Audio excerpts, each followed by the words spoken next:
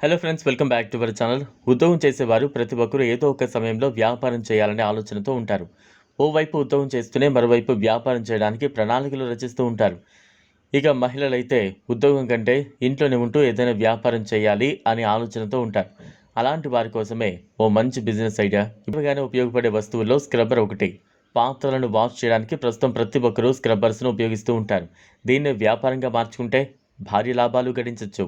తక్కువ పెట్టుబడితో ఇంట్లోనే ఉండే ఈ స్క్రబ్బర్ బిజినెస్ను ప్రారంభించవచ్చు. ఇందుకోసం ఏ వస్తువులు కావాలి, ఎంత పెట్టుబడి అవుతుంది, ఇటువంటి వివరాలు తెలుసుకుందాం.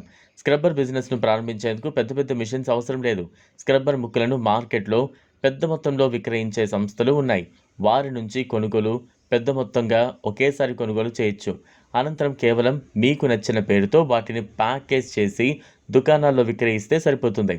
ప్రస్తుతం మార్కెట్లో 3 రకాల స్క్రబ్బర్స్ అయితే అందుబాటులో ఉన్నాయి. వీటిని కొనుగోలు చేసి తర్వాత మీ సొంత బ్రాండింగ్తో వాటిని కవర్స్లో ప్యాక్ చేయాలి. అనంతరం వాటిని ప్యాక్ చేసి దగ్గరలోని దుకాణాల్లో మీరే విక్రయించవచ్చు. ఒక స్క్రబ్బర్ను ప్యాక్ చేయడానికి అవసరమయ్యే కవర్ ధర 25 పైసల వరకు అవుతుంది. దానికి ఒక చిన్న మిషన్ను కొనుగోలు చేయొచ్చు. మొత్తం మీద ఒక స్క్రబ్బర్కు సుమారు ₹4 ఖర్చు అవుతుంది.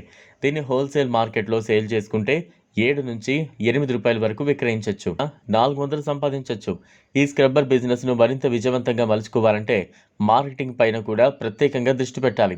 ముఖ్యంగా సోషల్ మీడియా వేదికగా మీ బ్రాండ్ను ప్రాచుర్యంలోకి తీసుకురావాలి.